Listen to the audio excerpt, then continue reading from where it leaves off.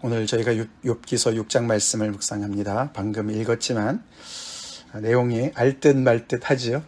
어느 것들은 이렇게 이해가 되지만 어떤 것들은 또 이해가 잘 안 되는 시라서 그렇습니다. 시를 번역하기도 굉장히 어려웠을 텐데 참 이런 특별히 욥기서 같은 말씀 우리가 묵상할 때는 다른 해석을 다른 버전의 영어 한글 성경도 읽어보시면 도움이 많이 되십니다. 어저께까지 이제 엘리바스, 대만 사람 엘리바스가 욥을 유래하는 말씀을 우리가 묵상을 했는데 거기에 대한 이제 욥의 응답이 오늘 이제 기록이 되어 있죠. 내일까지 이제 이어지는데요. 우리가 잠깐 읽었지만 그렇게 별로 효과가 있었던 것 같진 않지요. 오히려 뭐 격려나 위로를 받기는커녕 정말 내가 어떤 상황인지 잘 모르는구나. 이제 그렇게 이제 욥이 대답을 하면서 오히려 굉장히 섭섭하고 오히려 더 뒤에 보면은 굉장히 그를 엘리바스를 대표로 하여서 친구들을 굉장히 도움이 하나도 안 되는 오히려 정말 자기에게 너무나 이렇게 힘만 정말 이렇게 어려움만 주는 어떤 그런 친구라고 굉장히 이렇게 몰아세우는 욥이 굉장히 화를 내는 그런 내용이 오늘 본문이 되게 됩니다. 이제 그만큼 욥이 너무너무 이제 고통 가운데 힘든 가운데 있는 거예요. 요즘 표현으로 말한다면은 굉장히 깊은 어떤 디프레션에 지금 빠져 있는 욥을 우리가 감안을 해야 됩니다. 감안을 해야 돼요. 욥이 그래서 자기의 그 어떤 이야기를 할 때 출발을 자기 괴로움이 얼마나 큰지를 이제 다시 이제 친구들한테 얘기를 하지 않습니까? 호소를 합니다. 나의 괴로움과 나의 파멸을 이렇게 저울에다가 달아본다면은 세상에 가장 무거운 그것은 이제 바다의 모래라고 표현합니다. 그보다 더 무거울 것이다. 근데 너네는 거기에 별로 신경을 안 쓰는구나. 이제 그런 얘기를 합니다. 이렇게 내가 너무 이게 중하기 때문에 나의 말이 경솔하였다. 즉 3장에서 그가 이제 긴 침묵을 깨고 정말 자기 낱날을 저주하고 자기가 죽지 않고 태어난 이런 것들을 얘기한 것들을 그렇게 이제 경솔한 이야기를 너네가 잘못 들었구나 이렇게 얘기를 합니다. 내가 그냥 조금 아파서 힘들어서 내가 뭐 좀 종기가 생겼다고 내가 넋두리를 한 줄 아느냐. 아니다. 나의 그 정말 고통과 괴로움은 너무너무 정말 크다. 그래서 내가 경솔했다는 표현은 내 말이 거칠고 험했다. 이제 그렇게 번역할 수가 있습니다. 여과 없이 나의 감정을 표출한 건데 너네가 그것을 듣고서 쉽게 판단을 했구나. 그렇게 얘기를 합니다. 자, 그러면서 그가 자기의 괴로움과 그 자기의 파멸이 직접적인 그 모습을 이제 그게 어떤 것인가를 이제 여기 이어서 4절에서 표현을 하는데 이제 욥의 입술로는 처음으로 하나님이 그 어떤 그것의 직접적인 궁극적인 원인이 된다고 이야기를 하고 있습니다. 그것을 전능자의 화살이라고 표현합니다. 내가 지금 이렇게 힘든 거는 내 육신의 고통도 힘들고 나의 자녀들과 나의 모든 소유를 다 잃어버린 것 때문에도 힘들지만 가장 중요한 것은 내가 지금 전능자의 원수가 된 것 때문에 내가 힘들다라고 얘기를 합니다. 하나님께서 마치 나를 원수로 삼으셔서 대적자로 삼으셔서 나한테 화살을 쏘셨다. 그래서 그 독화살을 맞아서 지금 내 영에 그 독이 쫙 퍼졌다. 그래서 나에게는 지금 하나님의 두려움이 나를 엄습하기 때문에 그 고통 때문에 내가 힘들어하는 거다. 그런데 지금 나한테 무슨 얘기를 너희들이 하고 있느냐라고 이제 얘기를 하죠.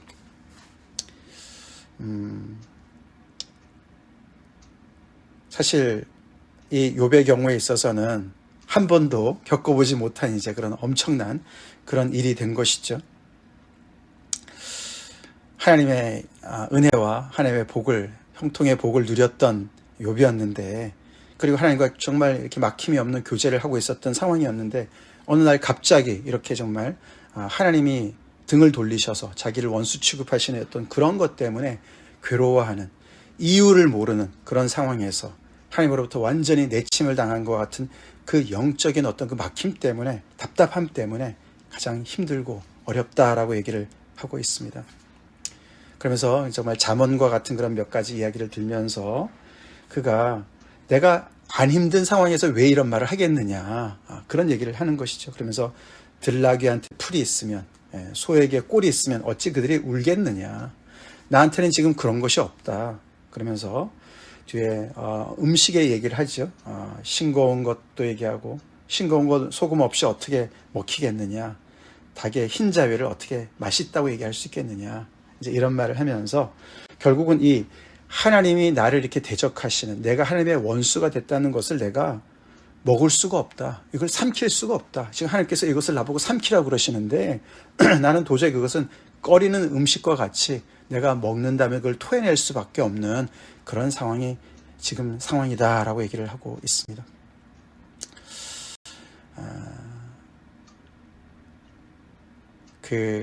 우리도 그렇지 않습니까? 우리가 아무리 배가 고파도 우리가 못 먹는 음식이 있어요. 그렇죠? 먹으면 토하는, 그냥 역겨워서 토하는 그런 음식이 있지 않습니까? 우리 각자 사람들마다 좀 그런 게 있잖아요. 이제 그런 걸 비유하는 겁니다. 내가 아무리 힘들어도 정말 이렇게 하나님과의 관계만 괜찮으면 괜찮을 텐데 지금 가장 중요한 거기에서 문제가 생겼기 때문에 정말 이것은 내가 그냥 삼킬 수 없는, 내가 아무리 삼키려고 해도 애를 써도 내가 토해낼 수밖에 없는, 정말 내가 아무런 이유도 없이 이렇게 하나님의 원수를, 정말 원수가 된 이런 상황을 내가 도저히 받아들일 수가 없다. 이제 그런 얘기를 그렇게 비유를 두고 합니다. 그러면서 이제 여기 8절에 드디어 그가 나의 간구, 나의 소원을 얘기합니다. 이런 상황에서 물론 그가 3장에서 넋두리를 했습니다. 그렇죠? 이랬으면 저랬으면 정말 실현 가능치도 않은 그런 넋두리를 했는데 여기서는 이제 정확하게 자기의 어떤 소원이 있다고 얘기를 합니다. 이 상황에서 나의 소원이 하나 있는데 그게 뭡니까? 하나님께서 허락하시면 좋겠는데 곧 나를 멸하시기를 기뻐하셔서 내가 그의 손에서 끊어지는 것, 즉 죽는 것이 나의 소원이다. 이렇게 얘기를 합니다. 내 소원이 그건데 엘리바스는 지금 그쵸? 앞으로 창창한 미래가 있다 막 그런 얘기 하지 않았습니까? 그러니까 너가 그만큼 내 지금 입장을 지금 모르고 있다. 지금 하나님과의 관계가 끊어졌기 때문에, 하나님이 나를 원수로 취급하기 때문에 나는 정말 지금 아무런 정말 그런 어떤 미래에 대한 소망도 없고 하나님이 그 뜻을 바꾸실 것 같지도 않고 왜 그래서인지도 잘 모르겠고 완전히 깜깜한 상황이기 때문에 나의 유일한 소원이 있다면은 나는 그분의 손에서 그냥 죽었으면 좋겠다. 이것은 그냥 무슨 지금 현실이 힘들어서 그냥 죽음이 편하니까 이런 얘기가 하는 것이 아닙니다. 그 얘기가 아니라 결국은 하나님이 나를 그렇게 대하시니까, 하나님이 나를 버리셨다면 그분이 나를, 그분의 손에 내가 인생이 끝나면 좋겠다. 이게 중요한 게 그죠? 하나님이 그의 손에, 그렇죠? 하나님, 이 욥이 정말 여전히 하나님을 사랑하는 거예요. 그렇죠? 내가 하나님의 사랑하는 사람의 손에 내가 오히려 내가 목숨을 정말 이제 끝냈으면 좋겠다. 그게 그만큼 힘든 것을, 그렇게 고통을 그렇게 표현을 합니다. 여기서 우리가 한 가지 중요한 것은 욥이 자살을 옵션에 두지 않는다는 걸 우리가 기억해야 됩니다. 성경에서는 자살을 절대로 그렇게 좋은 것으로 얘기하지 않습니다. 성경이 이래저래 전쟁에 나가서 정말 이렇게 적군에게 이렇게 상처를 입었을 때, 사울 같은 경우죠. 부하한테 나를 죽여달라 이렇게 얘기하는 경우, 이런 어떤 특정한 상황이 아니고서는 스스로 자기 목숨을 끊는 것을 옵션에 두지 않습니다. 지금 욥은 그런 생각이 전혀 없는 상황이죠. 하나님에게 요청을 하는 것이죠, 사실. 그 정도로 그가 이 고통이 정말 감당할 수 없는 그런 상황인 것을 얘기합니다. 그렇게 된다 할지라도 내가 여전히 기뻐할 것이 하나가 있는데 그건 뭐라 그럽니까? 10절. 내가 거룩하신 이의 말씀을 거역하지 아니하였다. 그는 끝까지 자기가 하나님 앞에서 의로운 삶을 살았다는 것을 놓지 않습니다. 이게 포인트예요. 그렇죠? 이게 포인트예요. 지금 욥은요, 정말 자기는 하나님 앞에 정말, 물론 인간이기 때문에 엘리바스의 말처럼 어떻게 하나님 앞에 나는 경건합니다 이렇게 얘기할 수가 있겠습니까? 의롭다, 깨끗하다 얘기할 수가 있겠습니까? 그러나 자기는 정말 자기의 모든 그런 인격을 다해서 하나님을 경외하고 정말 순종했던 그것을 자기는 정말 최고의 자랑거리로 삼고 있는 거예요. 이건 어떤 자기 의를 드러내려고 하는 것이 아니라 자기 정말 이렇게 정말 하나님으로부터 이렇게 정말 엄청난 그런 지금 공격을 받아서 지금 죽기 일보 직전이긴 하지만 그래도 나는 정말 하늘을 우러러서 하나의 부끄러움도 없이 자, 하나님을 나는 온전히 정말 섬겼다. 그건 내가 꽉 잡을 수 있다. 나는 그거는 기뻐한다. 그렇게 얘기를 합니다. 이런 말을 잘 들어야 될 텐데 친구들은 아마 들을수록 괘씸하다 이렇게 생각했겠죠. 이제 그만큼 상대방의 입장을 이해하는 건 참 어려운 것 같습니다. 그렇죠? 상대방의 그 입장에 서서 정말 말 그대로 understand를 해야 되는데, 그죠? 밑에 서서 understand, 밑에 서서 봐야지 이해가 되는데 그걸 참 그 작업이 어렵죠. 자, 그러면서 내가 무슨 기력이 있기에 기다리겠느냐. 엘리바스는 조금만 참아 기다려라 뭐 이런 얘기를 하는 건데요. 내가 지금 무슨 기력이 하나도 남아있지 않다. 나는 뭐 이렇게 한순간도 더 이상 기다릴 수 있는 그런 상황이 아니다. 기력이 다 정말 바닥이 났다. 그렇게 얘기를 합니다. 결국 욥은 다시 3장으로 다시 돌아가서 친구들을 통해서 이렇게 와서 정말 그들을 통해서 뭔가를 기대한 것 같은데 이렇게 이제 엘리바스의 딱 말을 들을 때 이거는 뭐 기대할 게 없구나. 나를 그냥 죄인 취급하는구나.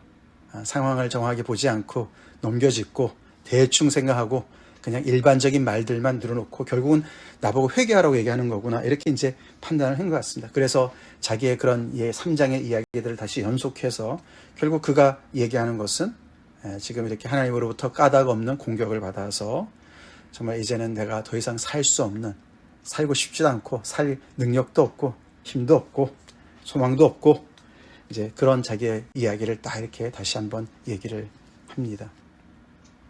그리고 이제 14절부터 30절까지 이제 그는 욥은 친구들을 향합니다. 그래서 친구들을 향해서 조금 더 직접적으로 이제 그들을 향해서 자기의 말을 이제 쏟아놓는데 굉장히 거칩니다. 공격적이에요. 화가 많이 났어요.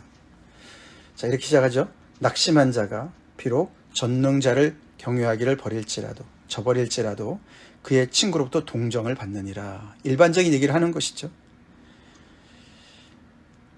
낙심한 친구가 있어요. 그 낙심에서 하나님을 경외하던 길에서 좀 뭔가 이렇게 좀 시들해졌어요. 그런다 할지라도 친구라면은 친구들이 그를 동정할 건데 너네는 그렇지 않는구나. 이렇게 이제 얘기를 하는 것이죠. 여기 동정이라는 단어가 원어에 보면은 헤세드예요. 헤세드. 헤세드는 하나님의 변치 않는 사랑 아닙니까? 그렇죠? 어떤 상황 속에서도 변치 않는 하나님의 그 unfailing love예요. 사랑이에요. 친구의 우정을 얘기하는 것이죠. 그렇죠?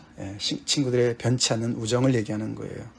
그래서 비록 친구 중에 하나가 낙심해서 잠깐 시험 들어서 하나님을 정말 경외하는 삶에서 좀 이렇게 정말 떠나간 것 같아 할지라도 친구들은 우정을 가지고 그 친구의 말을 듣고 친구를 지원하고 서포트하고 그렇죠? 말을 들어주고 같이 괴로워하고 같이 막 정말 하나님 앞에 정말 같이 지원 사격을 하고 이래야 되는 거 아니냐라고 얘기를 하는 거예요. 근데 너네는 그렇지 않구나.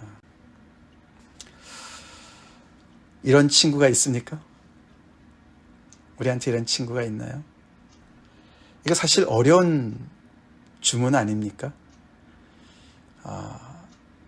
우리가 신앙 안에서 정말 좋은 친구가 되려면은 하나님을 중심으로 우리가 친구가 돼야 되는데, 그렇죠?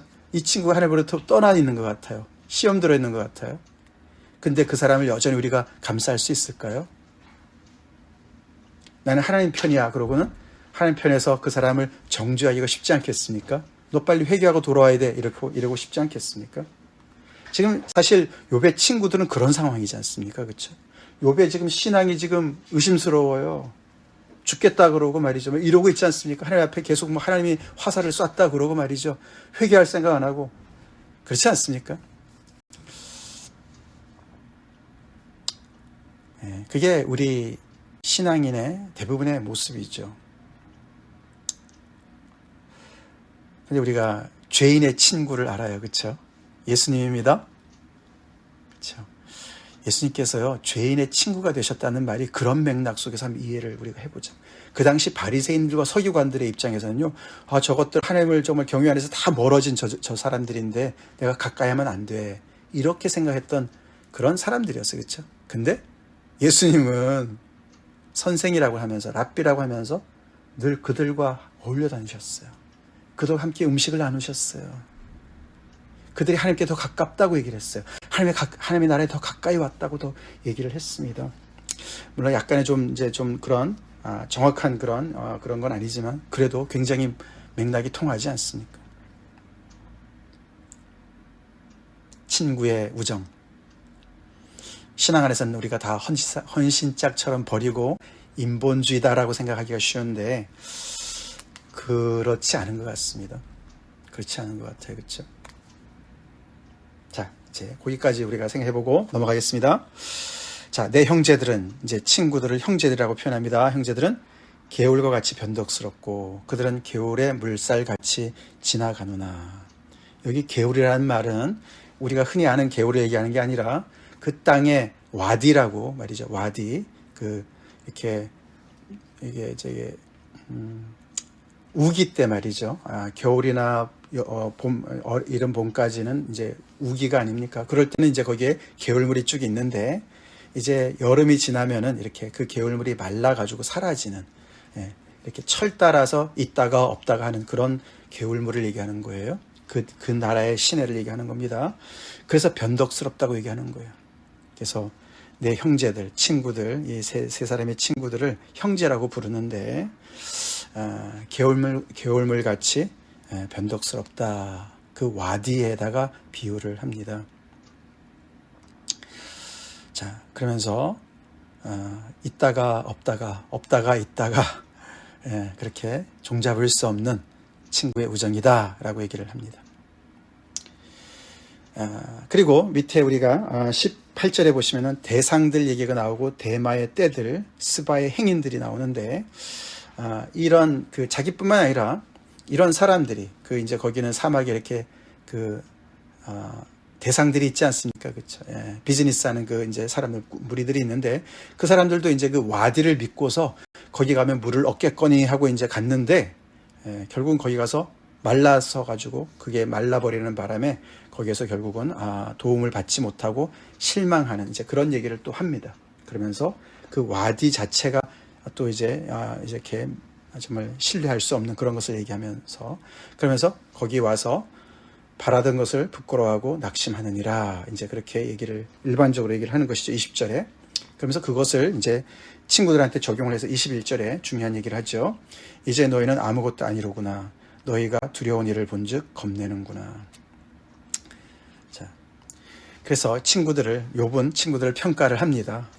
뭐라고 평가하냐면 결국 너희들이 그런 정말 철에 따라서 왔다 갔다 하는 와디처럼, 그래서 그를 찾는 사람에게 실망을 안겨주는 그런 대상처럼 너네가 그렇다. 그래서 내가 사실 너희들을 왔을 때 내가 기대를 했는데 결국은 내가 전혀 도움을 얻지 못하는, 의지할 수 없는 그런 정말 아무것도 아닌 존재가 너희들이다 라고 사실 고발하는 거예요. 고발하고, 그리고 너희가 지금 취하는 입장이 마치 나한테 가까이 오면은 뭔가라도 이렇게 전염이 될까봐 굉장히 멀리 서서 나를 이렇게 관찰하고 나한테 그냥 이래라 저래라 논평만 하는 그런 존재들이다. 너네가 뭔가를 두려워한다. 즉 내가 지금 하나님부터 지금 징계를 받고 있다. 너네 말대로 내가 벌을 받고 있으니까 혹시라도 내 편이 되면 너네도 벌을 받을까봐 두려워하는구나.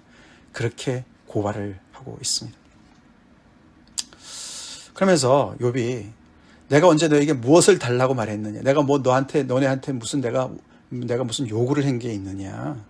나를 위해서 너희의 재물을 내가 선물로 달라고 했느냐?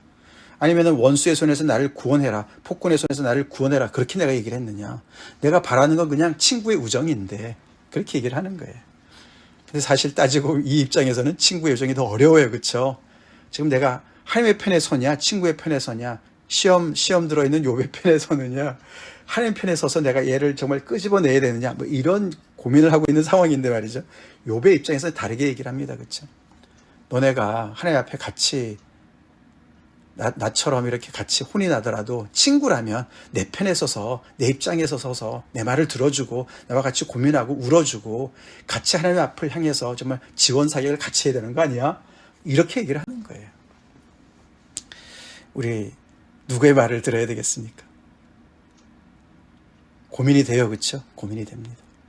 오늘 우리가 이제 이 욥의 이런 말을 들으면서 이 고통당하는 사람의 입장에 우리가 서서 생각을 좀 깊이 해봐야 돼요.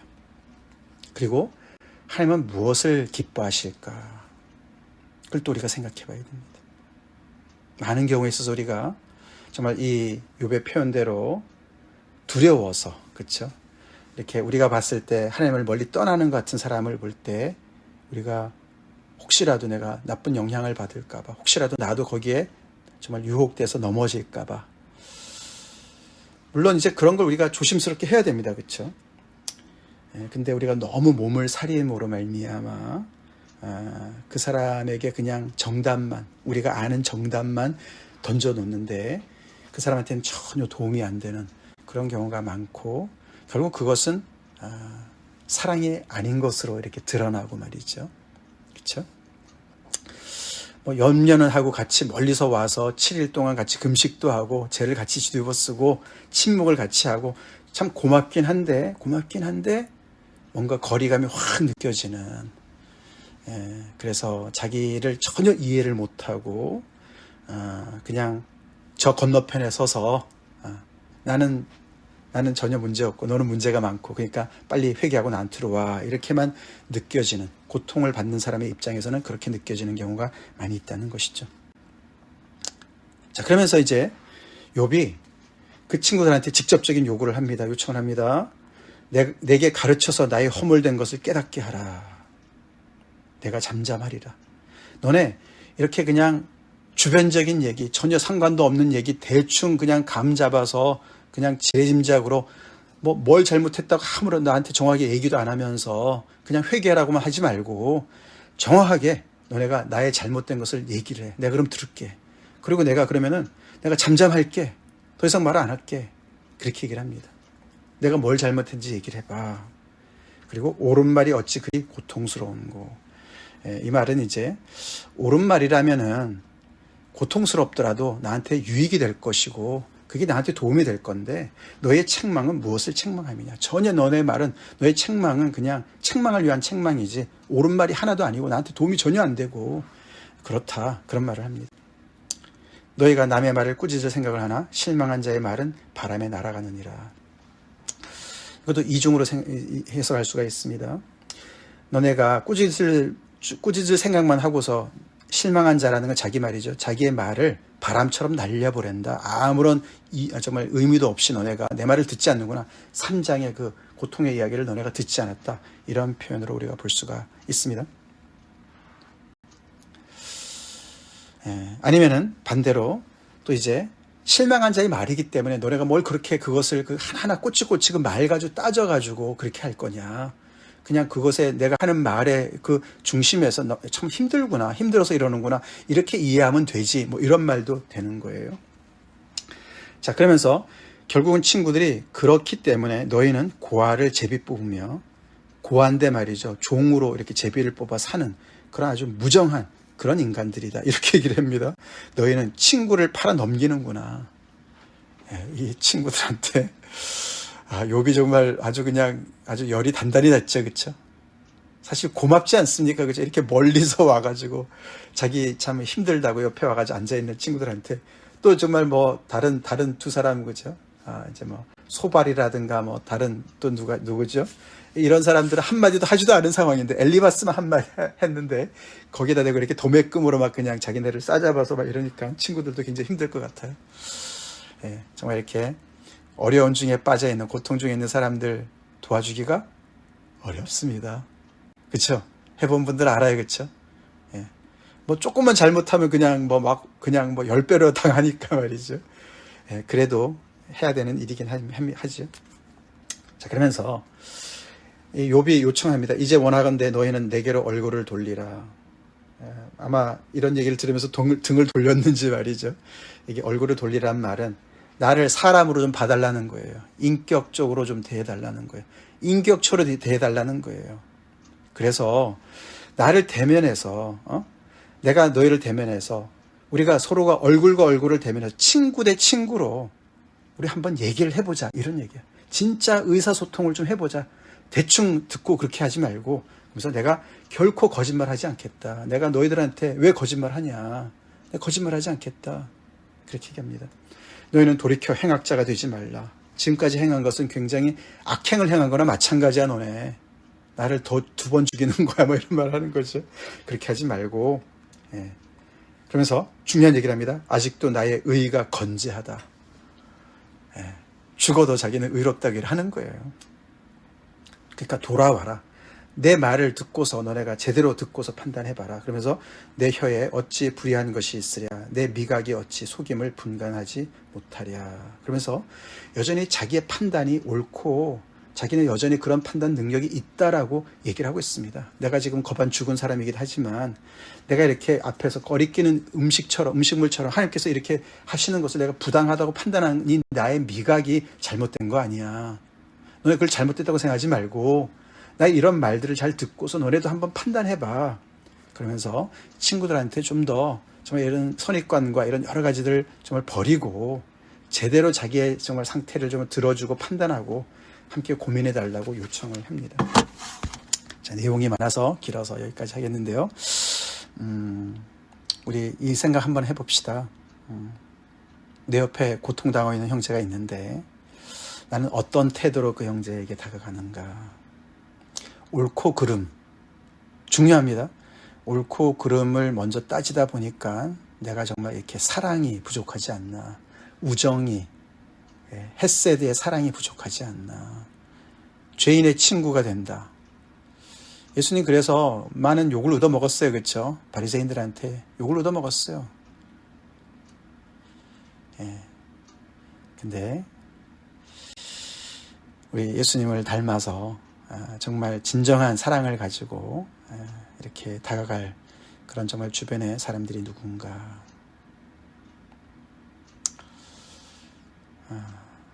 깊이 우리가 고민해 봅시다. 다 같이 기도하겠습니다. 하나님 감사합니다. 오늘 고통 속에 있는 욥의 정말 절규를 우리가 듣습니다. 주님, 우리가 정말 참 한계를 가진 인간이라 참 상대방을 이해한다는 것은 거의 불가능에 가깝습니다. 우리가 이해하는 것 같지만 정말 사랑이 없이는, 겸손이 없이는 상대방의 입장을 충분히 이해하지 못하는 제한적인 인간입니다. 그러나 우리가 정말 죄인 되었을 때 우리를 위해서 목숨을 내어주신 죄인의 친구 되신 예수님을 정말 우리가 모시고 우리 품고 주님의 제자로 살아가는 자들답게 그렇게 아버지 공감의 능력을 더하여 주시기를 간절히 바라곤 합니다. 주님, 때로는 옳고 그른 것보다 따지기보다 정말 그 사람을 사랑하는 마음이 더 앞서야 될 때가 있음을 저희가 봅니다. 주님, 저에게 더욱더 그 마음을 가르쳐 주시옵소서. 예수님 이름으로 간절히 기도 올립니다. 아멘.